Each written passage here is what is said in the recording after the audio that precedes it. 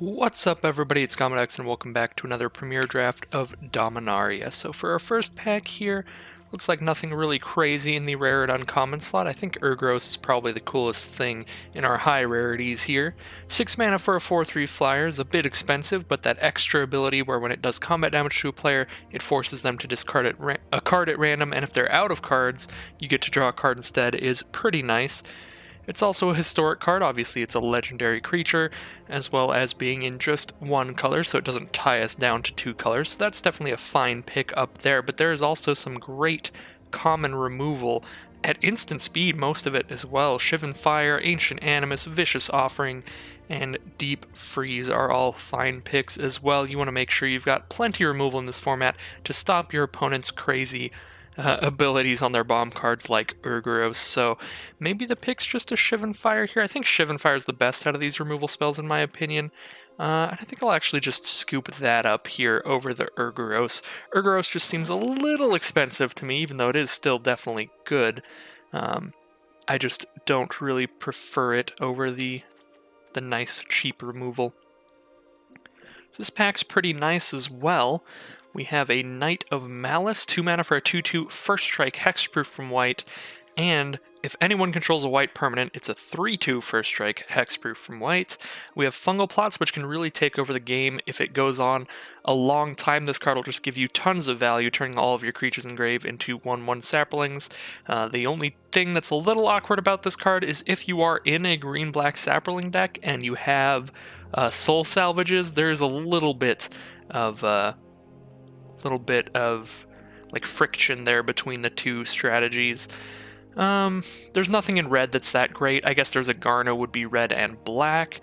Yavimaya Sapherd and Sapling Migration are both great green commons. I don't think we can really go too wrong here. There's lots of great stuff. I'd say Knight of Malice, Fungal Plots, these Sapling cards, Garna, Pegasus Courser.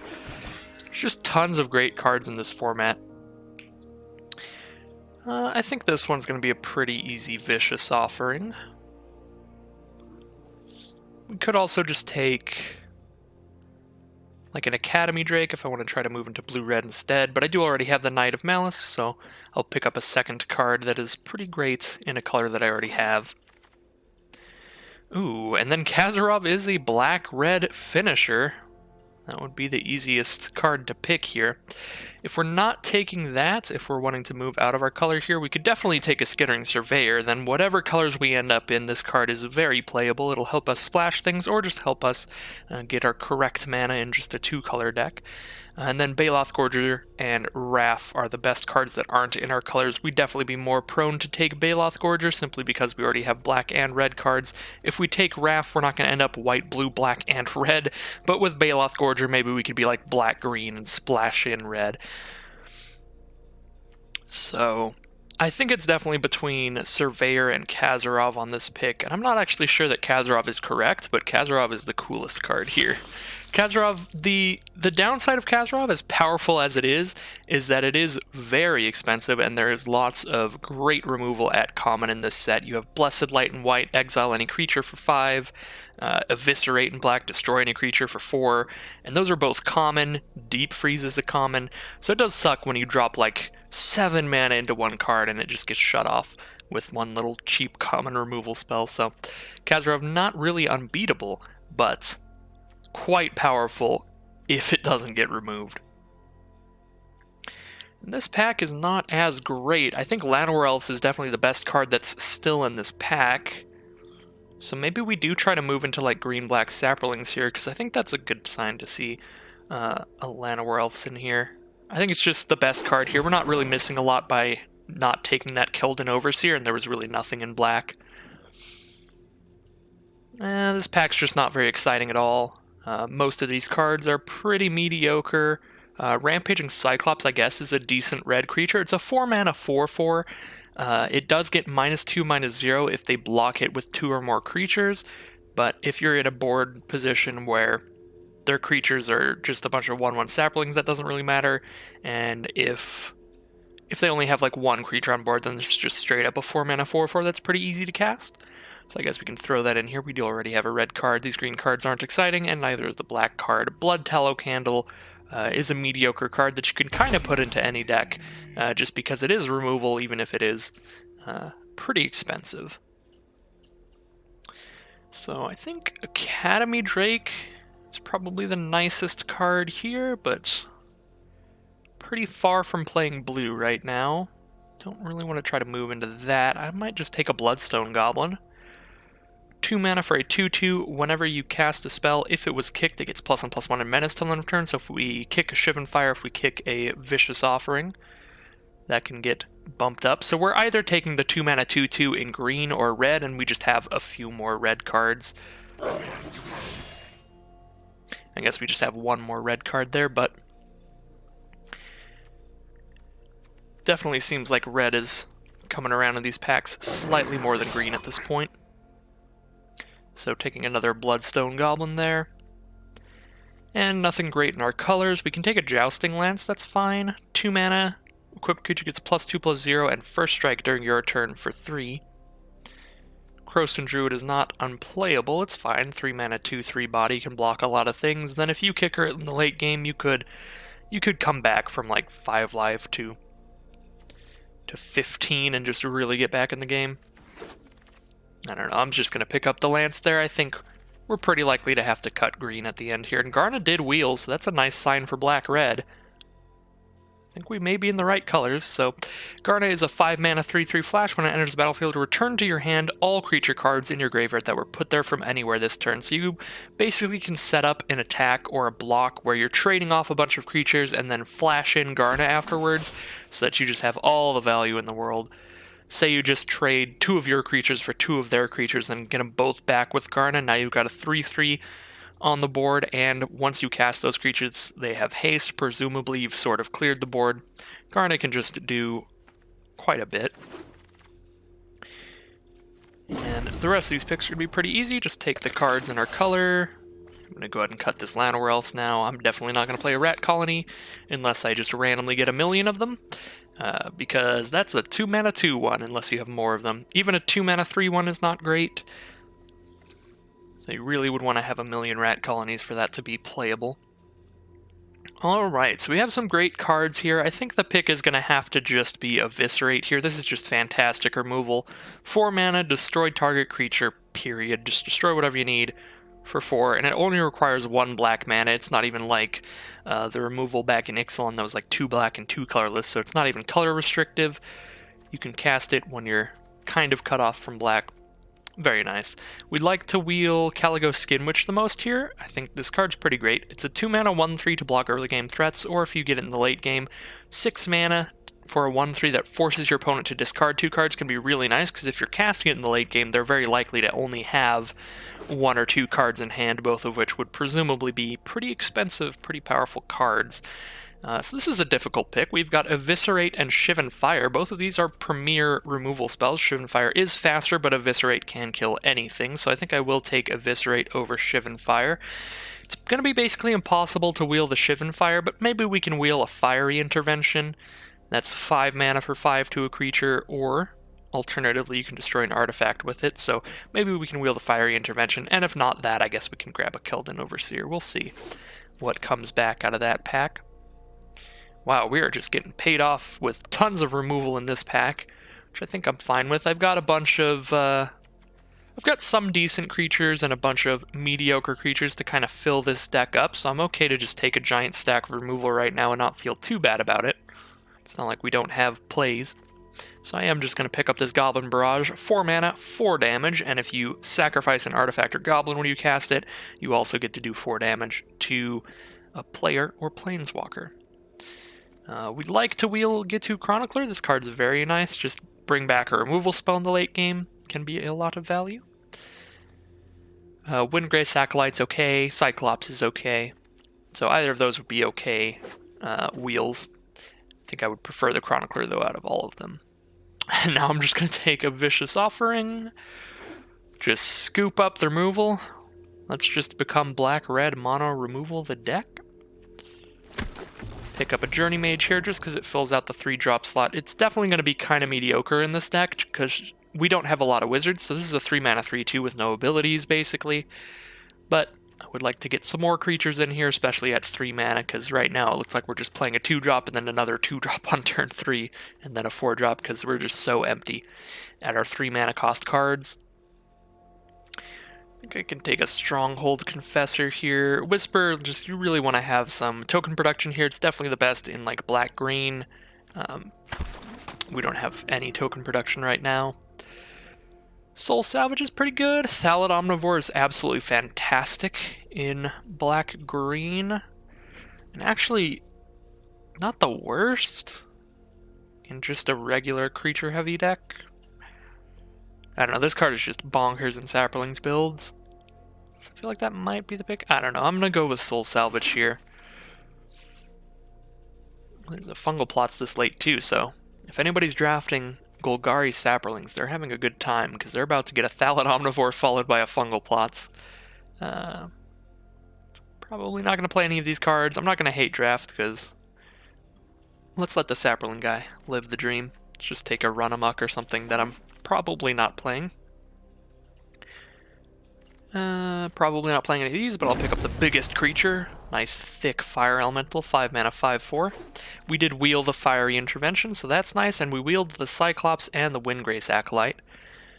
I don't have a lot of flying in this deck, so maybe we would take Windgrace Acolyte for that reason, but I feel like we have tons of removal, so our plan against flyers can just be to kill them.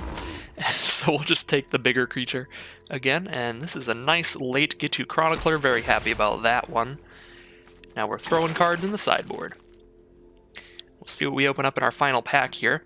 I'm trying to think of what cards are like black-red great rares or mythics or anything like that. I can't think of many that are both black and red, but just in terms of red cards, we could get the mythic rare dragon that's a 4 mana 4/4 flyer, and you can kick it to make another 4/4 flyer. In black, what would we want the most? What's the scariest black rare? I don't know. But the next pack is here, and our rare is triple blue to cast, so we're definitely not taking that, unfortunately. So we do have Deathbloom Thallid or Eldest Reborn here, and that's actually going to be a really hard pick for me. There's also a Skittering Surveyor, which is nice. This is going to be a difficult pick for me, because I do feel like a lot of the times when I'm casting Eldest Reborn, it just gets played around very easily. Because I just feel like so many of the decks in this format can easily just have an extra creature on the board that's pretty weak, like a 1/1 Sapling or a 2/2 Night token, or even just straight up a Skittering Surveyor on the board. So the first part, I feel like rarely gets me any value. The second part rarely gets me any value because they can play around it. They get to draw a card, and then they know they have to discard a card at your next step. And then the third part, I feel like doesn't happen too often for me, the third part where you return something from the grave. So I'm just actually going to take a Deathbloom Thallid over that, just because I want actually good creatures in my 3 mana slots. I already have a good chunk going on at higher mana costs, and I have had bad experiences with the Eldest Reborn in the past. So what do we have now? We do have Urgoros again. Dark Bargain is a nice draw spell. Thallid Omnivore, Fiery Intervention. Let's go with, let's go ahead and pick up an Urgoros. I'd like another nice big bomb to end the games. And this pack seems pretty empty. We have a Cabal of Angel, but we already have better 2-drops. We've got Knight of Malice, Bloodstone Gargoyle, or Bloodstone Goblin. I feel like when I just see the word stone, I always assume, oh, Stone Gargoyle or something like that. Anyways, we have 4 decent 2-mana creatures, Knight of Malice, Goblins, and Chronicler. We'd like to just pick up some more of those if we want more at our 2 mana than just a 2-mana 2/2 that doesn't do anything, so I guess I'm taking a Dark Bargain. Mishra's Self-Replicator is a fine card, but not this late in the draft with this few historic cards in your deck, so I'm not going to pick that one up. Now I've got a Fiery Intervention or a Windgrace Acolyte. I'm going to scoop up the Fiery Intervention. Yawgmoth's Vile Offering is pretty great if you have the legendary creatures to cast it. We do have some legendary creatures, but they're at we've got 3 of them total. All of them cost 5, 6, or 7. If you can cast this card, it's pretty insane, but I feel like you probably want like 5 legends. Preferably cheap ones. I don't know. I don't feel like we have enough to pick that up. I think I'm just going to pick up the Keldon Raider because I like this card a lot. Probably going to start cutting these Rampaging Cyclopses for Keldon Raiders. It's going to be an easy Deathbloom Thallid, another great 3-drop. Another Deathbloom Thallid, alright. Scoop up every Deathbloom Thallid this pack. I'm actually going to hate draft this Ariel. I'm literally not going to play anything else, and maybe I'll get a Skittering Surveyor or two and then try to actually play Ariel. So it's not purely a hate draft. Maybe I'll randomly get some really good fixing at the very end of this pack. Doesn't seem likely, but who knows? Now we can start scooping up these Windgrace Acolytes because there's not going to be anything else in the pack for us.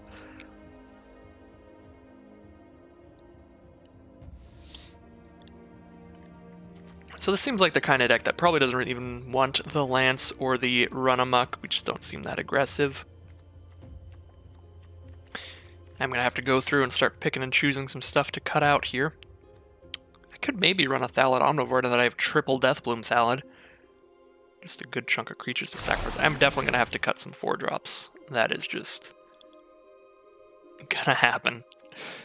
Now I'll take this Cabal Evangel. I don't really want to play it, but we'll see how we're looking on 2-mana cards at the end of this one. Okay.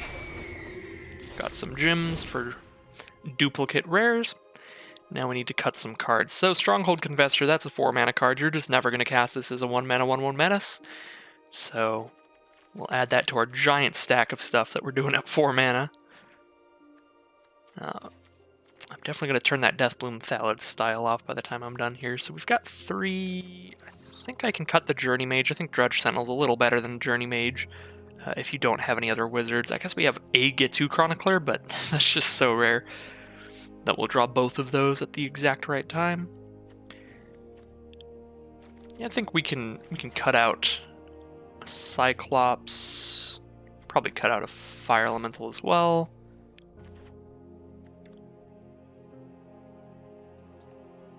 Probably a Dark Bargain. I still need to cut 3 cards here. Maybe I cut another Cyclops and Fire Elemental, and then I just don't have a lot of late-game creatures. Maybe even the Stronghold Confessor, actually.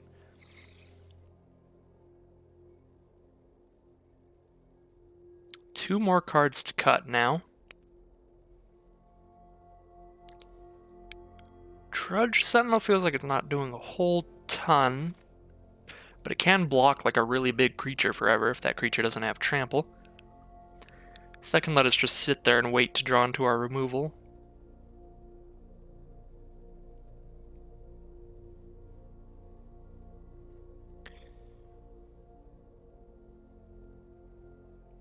I don't know if this is right, but I think I'm just going to cut more of my high mana stuff. Well, if I go cut a Cyclops and cut a Sentinel, and then this is the deck. I don't know, we'll definitely see when we get to the gameplay how it works out, but I think this deck looks okay. It's certainly not the most exciting deck I've drafted, but it seems pretty average. Just decent value going on in this deck. Stuff like Get to Chronicler to get things back, Soul Salvage as well, Deathbloom Thallid will trade with something and spit out a token, and then we obviously have a good chunk of removal, double Eviscerate, double Vicious Offering, double Fiery Intervention, and a Shivan Fire and a Goblin Barrage. And then trying to close out the game with something like an Urgros or a Kazarov. Worst case scenario, if these things get killed, hopefully we can bring them back with a Garna or a Soul Salvage.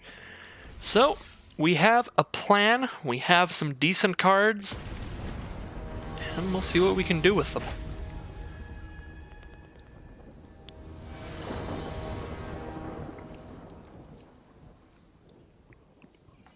Alright. So this hand is mildly awkward. I do have a Bloodstone Goblin, but then it's just 2 removal spells later. I've got all my colors. I have plays. Bloodstone Goblin and Eviscerate are both castable here, so I don't think it's worth a mulligan. But doesn't really curb out or anything.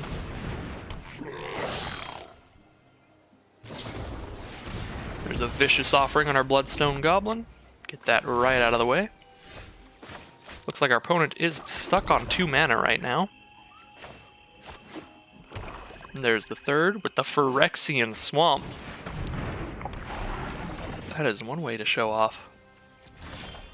Very nice. Man, I don't want to use a removal on a Deathbloom Thallid. I think I'm just gonna pass. I'm just waiting to draw into a decent creature like a Fire Elemental. Did I cut all my Fire Elementals? I don't remember. Thallid Omnivore, that's what I don't want to see. I don't have enough mana to kick Shivan Fire right now, but I will when it goes back to my turn, so I'll probably just kill that while they're tapped out. Yeah, let's do 4 damage with Shivan Fire. I'm going to use that one first because Eviscerate can kill anything, and Fiery Intervention can do 1 more damage. So those can just kill more cards than the Shivan Fire could. Now I have a Deathbloom Thallid of my own, so we can just trade Deathbloom Thallids. If I cast this, though, I don't have the mana to kill Yargle with a removal spell. I could Vicious Offering and sacrifice a creature to do it. And also, if I cast Deathbloom Thallid, they're unlikely to attack with Yargle unless they have removal of their own. If they do have removal of their own, I can respond by sacrificing Deathbloom Thallid if it's about to die anyway. That wouldn't kill Deathbloom Thallid, but if they bounce it, I will be taking like 12, so I will sacrifice it to go ahead and kill Yargle then. And I do get to keep my 1/1 Saproling token.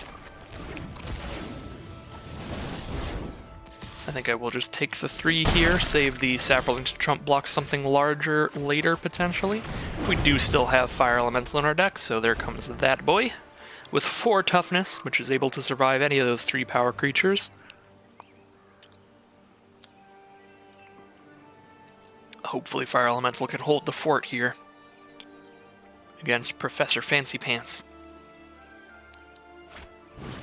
Eviscerate on Fire Elemental, fair enough. It is definitely gone now. Now we're going to take 6 unless we chump. Alright, go down to 5. Definitely going to have to start throwing my removal at these. Don't have enough mana to kick Chronicler and cast removal. I guess I can pick up Shivan Fire and cast it, so actually I do. If I kick this, there we go. It is saving 1 red up, which is perfect. Pick up the Shivan Fire. Throw that at Journey Mage while they're mostly tapped out. And pass the turn. Now we're ready to double block Deathbloom Thallid, so saving the Saproling has worked out if they don't have removal. Saving the Saproling has got it to a point where I can trade my Gitu Chronicler for their Deathbloom Thallid. And then both boards will be 1/1/1 Saproling. There's a Relic Runner. See, and they chose not to attack because they see that I can just trade off one of these for a Deathbloom Thallid. So we'll drop our Knight of Malice. That is a very nice blocker. However, that 2/1 Relic Runner will be unblockable if they cast a Historic spell in their turn. So I think I'm going to Fiery Intervention that, just to be on the safe side. And we're passing. Now we're just waiting to draw any kind of bomby thing. An Urgoros, a Kazarov, any kind of that stuff would be great. We will absolutely eviscerate their Urgoros. And then pass turn. I could even just send in with Knight of Malice here, because I can block with these two. Even if they kill one of them, I can just trump block with a Saproling, and then hold Knight of Malice back next turn.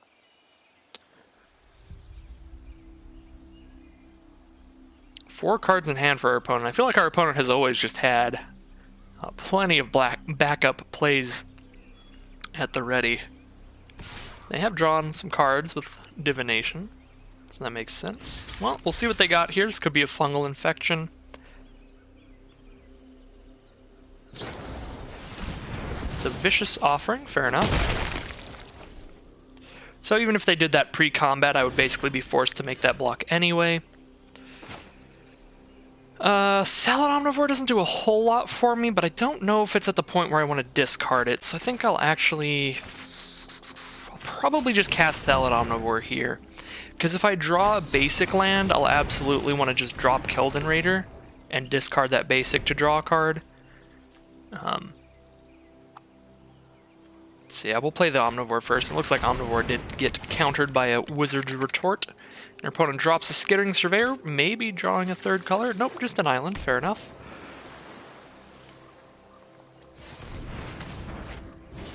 There's a Voltaic Servant as well.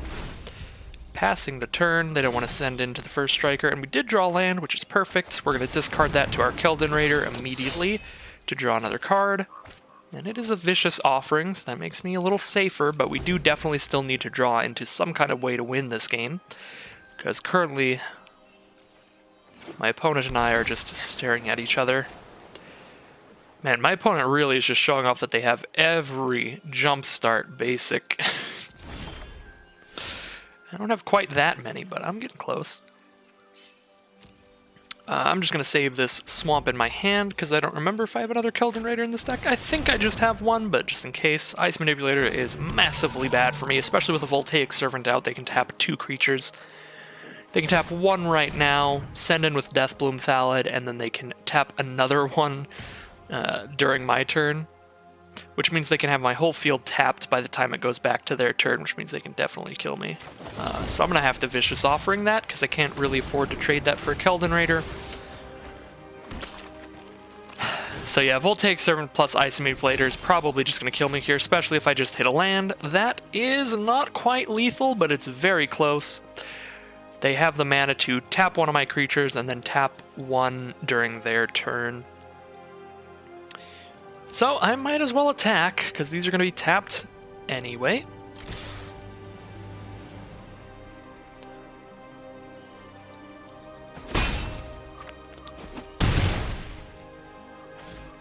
They could potentially have double blocked, or triple blocked Keldon Raider. And then I would have been able to kill Voltaic Servant and the Saproling, but they've got the Ice Manipulator to just tap my whole field every turn, so definitely not worth it. Ooh, Kazarov. Ooh, Kazarov. I don't think Kazarov does it, because they get to tap 2 creatures again this turn.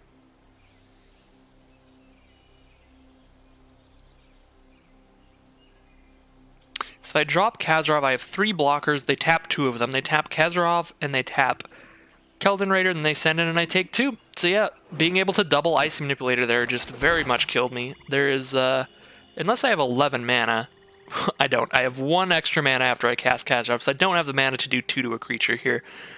So that is absolutely game. Ice Manipulator plus Voltaic Servant was definitely just too powerful too quickly. Kazarov would have been really sweet if we had drawn it before they drew the Ice Manipulator, but we just couldn't block anything with that on the board.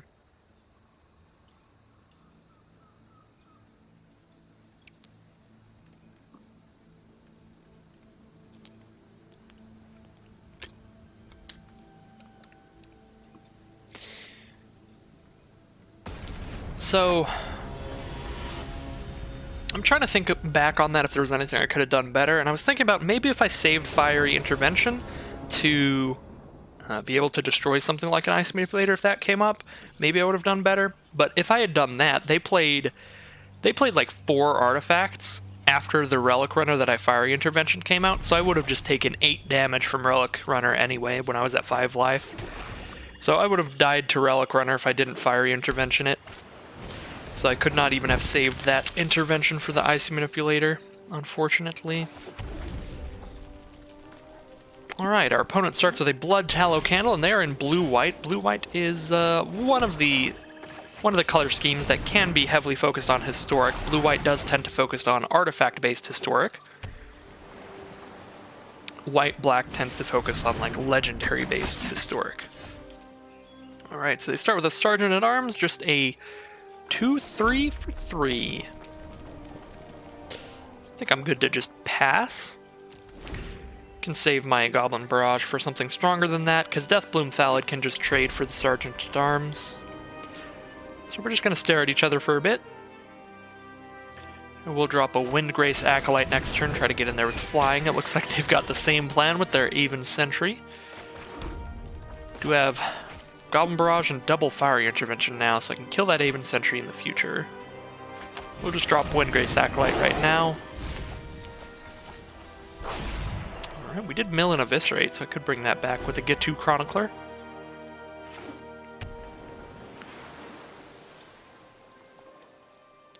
Opponent is at 5 mana now. They're 1 mana away from sacrificing Blood Tallow Candle to kill my Windgrace Acolyte if they want to. Pegasus Courser is pretty scary. That gives another creature flying whenever it attacks, so they can basically just start attacking with their whole field with flying, as long as that stays out. So I might want to Fiery Intervention that. I do have a ton of removal right now. I basically have 4 removal spells really slowly, because I've got these 3, plus Gitu Chronicler getting 1 back. Yeah, I think I will Fiery Intervention the Pegasus Courser. That is just pretty concerning. And then we'll just pass the turn.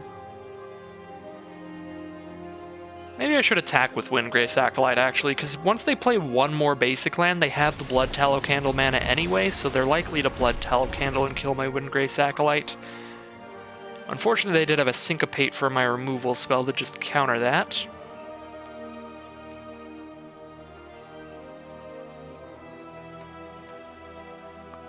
Yeah, I mean, Windgrace Acolyte is the only thing that could potentially block one of their flyers if they don't draw a basic land. So I'm just going to leave it untapped.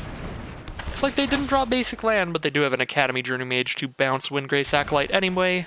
Hit me for 6 here.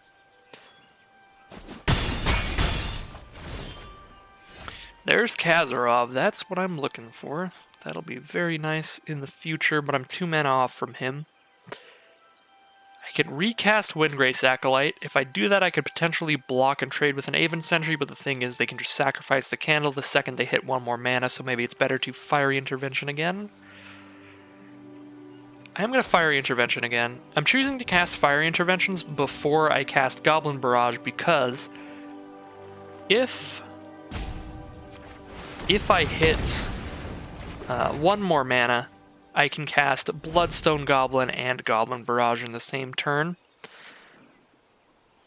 Whereas Fire Intervention costs 5, so I'd need 2 more mana to do that. So I killed the Pegasus Courser because the Pegasus Courser was essentially hitting me for 4 flying damage a turn since they had a 3-2 to give flying. Whereas the Aven Sentry was hitting me for 3. Zahid, Djinn of the Lamp. Well, none of my removal would have killed that except for Eviscerate, which I'm still 1 mana away from returning with Gitu Chronicler. They're still 1 mana off from Blood Tallow Candle, so I guess I could try to just recast Windgrace Acolyte, block Aven Sentry that way. Goblin Barrage is just not going to kill Zahid. It could kill the Aven Sentry, and then I take 5 in the sky. I think I'll just recast Windgrace Acolyte here. Really hoping to hit a land. I did mill 2 of my lands. Kind of not where I wanted to hit a land. I want to hit a land on the draw, not on the mill trigger. But our opponent is in the same boat. I have to assume they would love to Blood Tallow Candle away one of my creatures here. Alright, this is getting exceptionally bad.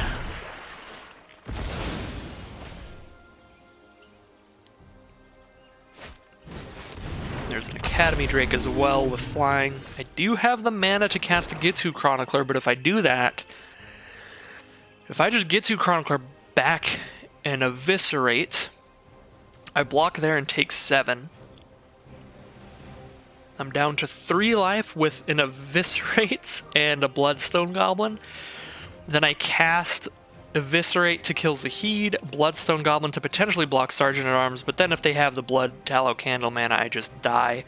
I suppose even if I cast Gitu Chronicler right now, if they have Blood Tallow Candle mana, I die. So if they just draw basic, I'm dead to that. I think I have to just kill one of their creatures this turn. Question is which one?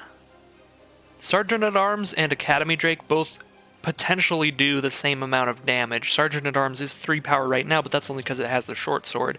It's naturally 2 power, just like the Academy Drake, so I think I kill the Academy Drake first. I think I go Bloodstone Goblin, Goblin Barrage away the Academy Drake, take 5, or I take 8 if they draw a basic. This one is a very uphill battle. I think I'm very unlikely to win this one. If I naturally draw another Eviscerate, I can win, and I do believe I have 2 Eviscerate in this deck. I do. So if I can just, like, top deck another Eviscerate, I might be okay. But I mean, by the very loose definition of the word okay, I might be alive for a little bit. Vicious Offering, that'll do -5/-5 if I sacrifice something to that, so that won't be enough. I just died to Zahid. I have nothing to kill Zahid, so it doesn't matter. Even if I can block all of those creatures, that is going to be game. So there goes round 2. We're 0-2 so far. Really hope this deck does not go 0-3. My main goal with every deck is to hit 4 wins. That'll give us 1,400 gems back. We do spend 1,500 gems every time we enter one of these premier drafts, so that'd be a big oof if we lost 0-3, because then we only get like 100 gold back, maybe even 50 gold. Or gems, I mean. Just really hoping not to go 0-3 here, but gotta go 0-3 now and then if you ever want to go 7-0. Gotta balance things out like that. The yin and yang of life and all that good stuff. Win some, you lose some. And we did, I think we 7-winned our last draft with that green-blue deck. Maybe it was 6 wins. Maybe it was 6-3.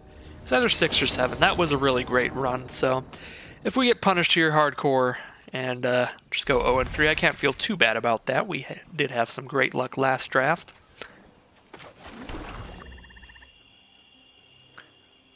I like this hand quite a bit. We've got multiple creatures to try to curve out in the early game here. Our opponent does start with an Artificer's Assistant.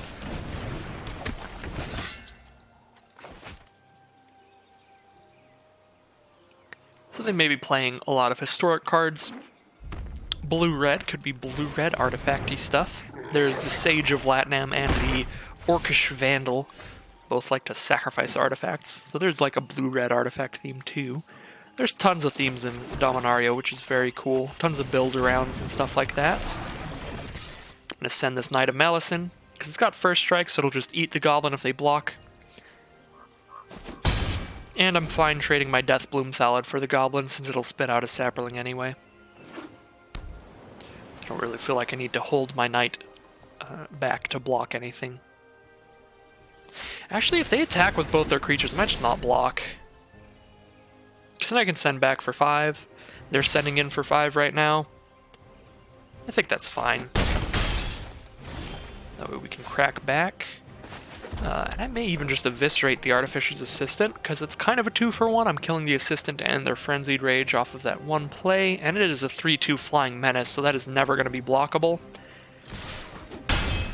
That is mildly, that's pretty scary. I'll go ahead and eviscerate that, and then we'll drop Windgrace Acolyte next turn. Maybe we will have air superiority. Control the skies with our Cat Warrior. Windgrace Acolyte's one of those cards that I never look at the art super closely, unless I read the creature type, and then you just look at it and you just zoom in all the way there and you can see it's like some kind of freaky Drake creature. And then yeah, there's a Leonin little Cat Warrior on it. So this card's technically the cat. Alright, Keldon Overseer coming in, hitting me for 5 that turn. Windgrace Acolyte will gain me some life, so I feel like I'm still slightly winning the race thanks to the life gain. They're down to 8. They only have 3 lands on the field. They are stuck on 3. Ooh, that is nice. That is exactly the kind of removal I want to see there. If they Shivan fired my Windgrace Acolyte, I'd be in a world of trouble right now. But since they only had a Deep Freeze for it, it being a 0/4 blocker is actually incredibly relevant when we are actively racing each other right now. Because now I just get to hit him for 5, put him to 3 life.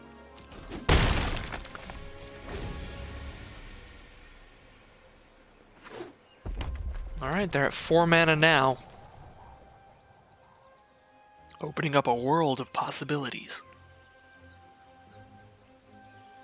Could be Goblin Barrage, could be... I don't know. There's a lot of cards in this set and in this game. There's plenty of stuff that they couldn't play for 3 that they can play now. The only one I can think of right now is Goblin Barrage, because that's just what I got in my deck. Ooh, get you Journey Mage, that works as well. 3 mana, 3/2. And passing to my turn. Now I can get you Chronicler back in Eviscerate or a Shivan Fire. If I send in Salad Omnivore, I can sacrifice Windgrace Acolyte to make it a 5/5, which will trade for those 2. I'd have to sacrifice 2 things to be able to survive the trade, so I could basically trade Overseer and Bloodstone Goblin for Deathbloom Thallid and Windgrace Acolyte. That seems like a fine trade. I will go ahead and send in the Thallid Omnivore here. Maybe it was worth attacking with the Knight of Malice as well, because the only way they could kill that is to double block it. Alright, so I will have to sacrifice 1 creature to survive here. We'll sacrifice Windgrace Acolyte. Eat that up. And since we can't kick the Get You Chronicler now, we'll just cast the Bloodstone Golem. Now I've got 4 creatures on board against their 2.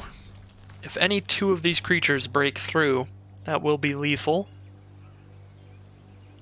So I've got to at least cast another creature here. Looks like another Keldon Overseer it is.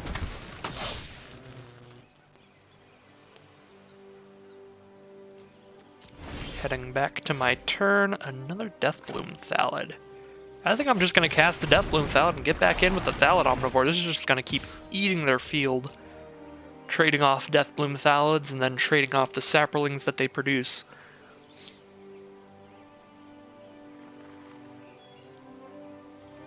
Actually, every single one of my creatures would trade for their creatures here, and I do have 1 more than they do, so I probably should have just attacked with everybody.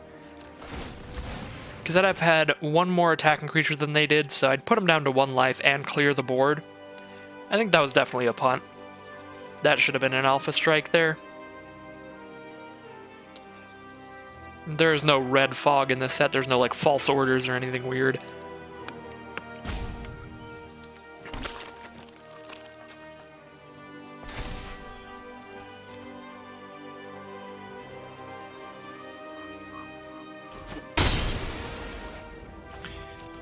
Alright.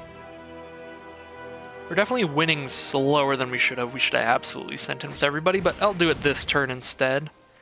Because now we absolutely should. We've got 5 creatures against 2. Even if they play another creature here, that'll be lethal. Just attacking with all 5. No abilities or anything. Alright. There's an Eviscerate as well. Yeah, I might as well. Just to be safe. That way, it's still lethal if they have a Shivan Fire or some kind of removal. Ooh, Merfolk Trickster. That would have stopped lethal as well. I think it does still stop lethal by shutting off one of our attackers. Actually, no, it doesn't, because the Eviscerate stops that. Because now I'm setting in with 4 against their 2. It's still lethal. That's literally what I just said, and I immediately forgot. Immediately forgot all the math, because I'm very good at that. So yeah, they block here and here, take 3. Or I suppose they block Deathbloom Thallid and Bloodstone Goblin, because they could kill both those. Take 2 first strike and 1 from the Saproling. So that is going to be our first victory. We did get a win. Did not go the full 0-3 like it was looking at the start there. But any loss that we get is going to kick us out of this event entirely. So we have to fight hard for the rest of these games.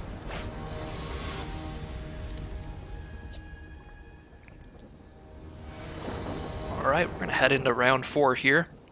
1 win, 2 losses down. I'm definitely going to keep that. Got a Knight of Malice on turn 2, that is always great. And I've got a turn 4 Goblin Barrage if I hit a land. Now we've got a turn 3 Deathbloom Thallid as well.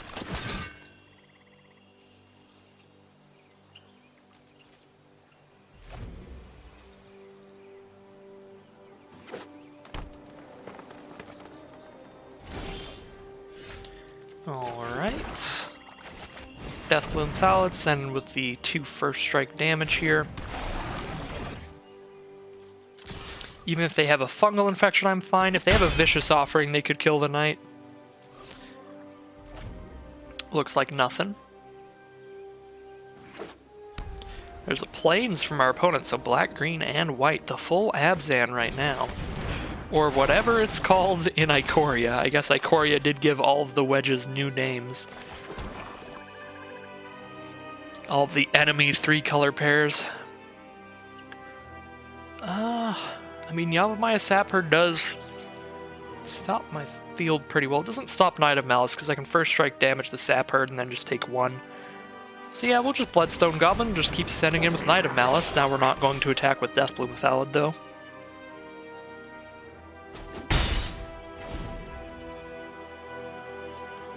So I definitely have a late game plan now. We've got Urgoros and Kazarov, 2 cards that could single-handedly win the game. But that's only if they resolve and don't get killed for a while.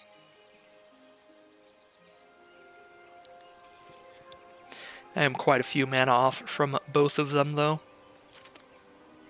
So hopefully we can exhaust any removal that they have before we get to that point.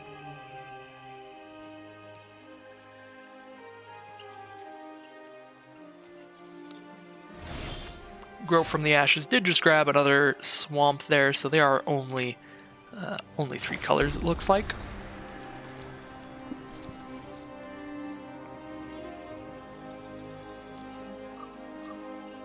Now it might have been worth getting aggressive and killing the Sap Herd.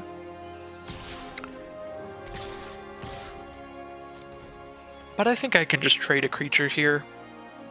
I don't want to just get stonewalled by some kind of really scary, like, first strike creature of their own or anything. They do have a fungal infection. They will have to double block Knight of Malice to kill it if they want to kill it with Saplings, otherwise they could just block with the Yavimaya Sap Herd.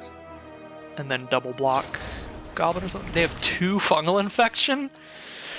Alright.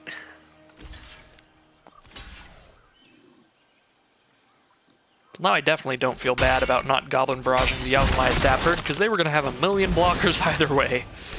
And just turn that into a bad time all around.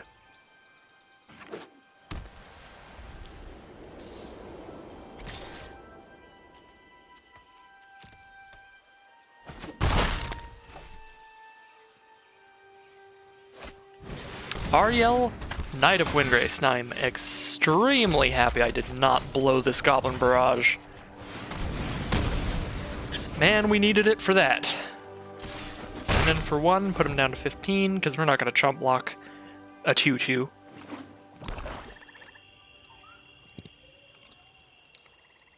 Next turn we're going to drop Urgoros, unless we draw some kind of removal if they play a big creature. Or if they don't play anything, we're pretty likely to drop Urgoros no matter what they...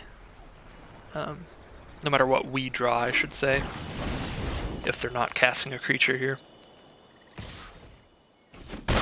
Yeah, I think it's Urgoros time. Well... Did not account for a land, because now we could cast Kazarov. Do I want to bait a removal with Urgoros? I think I do. Try to bait a removal out with Urgoros. We would much rather they kill our Urgoros than they kill our Kazarov. So we'll drop Urgoros first.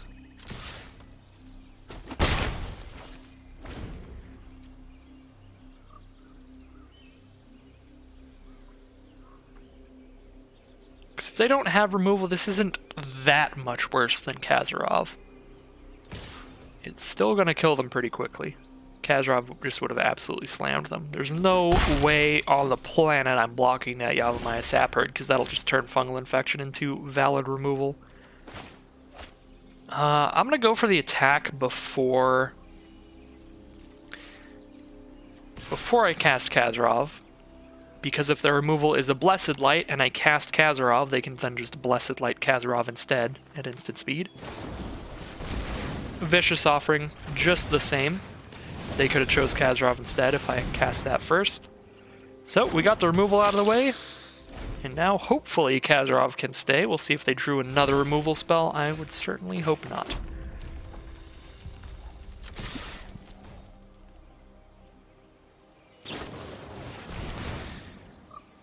That's lovely.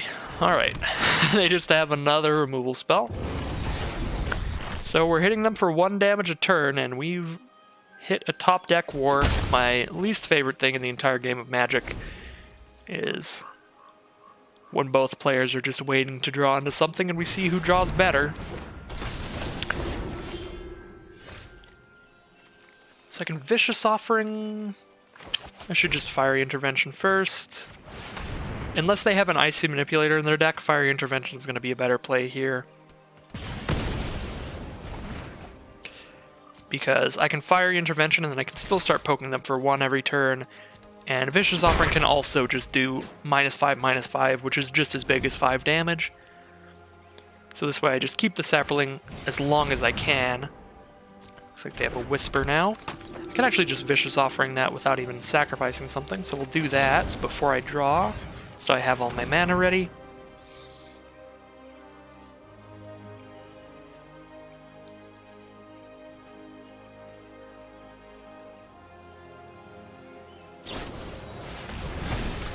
There's a Wild Onslaught to put a +1/+1 counter on it permanently. There's another Vicious Offering. I guess I can sacrifice my Sapperling to kill that. Should probably do that before they draw into anything. I guess I traded my earlier Vicious Offering for a Wild Onslaught. So this will turn things into a top deck war where they draw before me, which puts them at a bit of an advantage.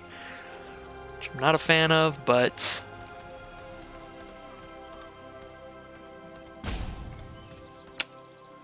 things like how long can I hold out and just not kill that? I think I can wait a little bit. I can take 3 damage a turn. That doesn't do anything until they have 2 other creatures to sacrifice. It'll just hit me for 3. Just take that damage for a while. See if I draw a Fire Elemental or something. I should have held that land. I don't think I've cast my 1 copy of Keldon Raider yet.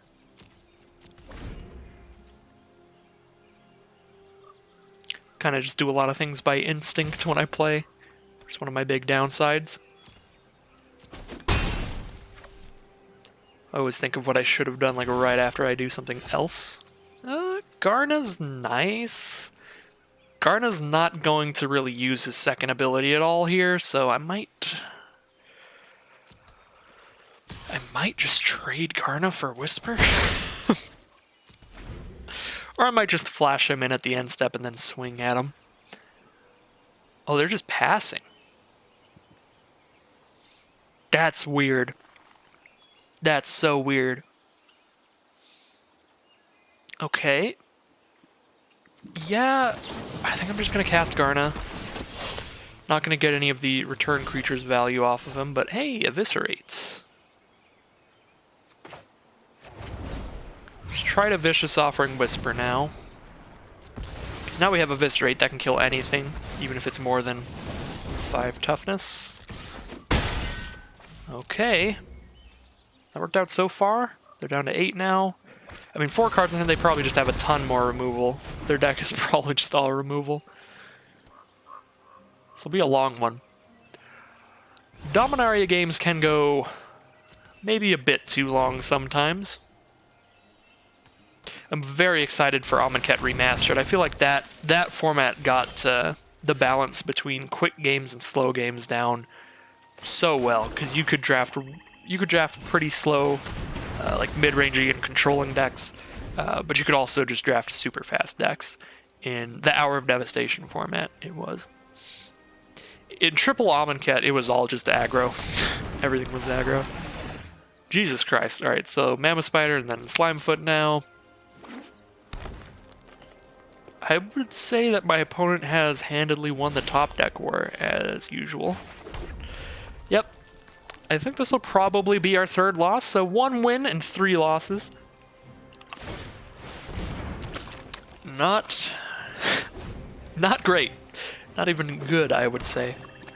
But it's not as bad as it was looking. We did manage to squeeze out 1 game there. Got 1 win. So I think we get like 200 gems. We'll have to see, but we're definitely out of the value. We are dead right now.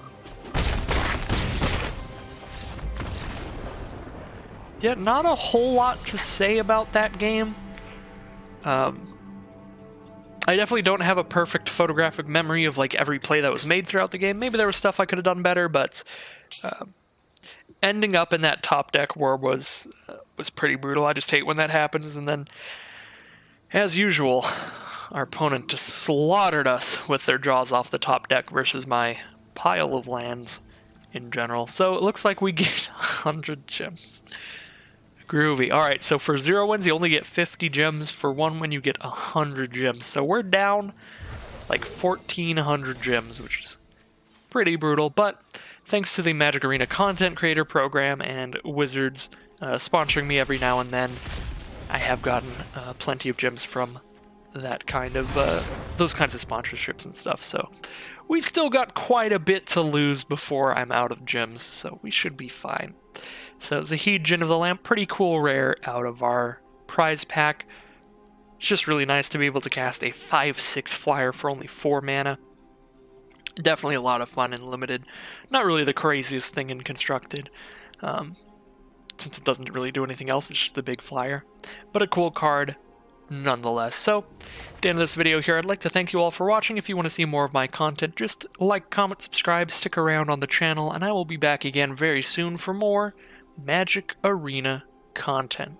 I would like to mention really fast, Amonkhet Remastered is out on the 13th, so definitely be looking forward to that. I will have at least one draft out on the day of release, and I'll probably be trying to do as close to daily drafts of Amonkhet Remastered for at least the week of release. So, anyways, as I was saying before, thanks again for watching, and I'll see you all very soon.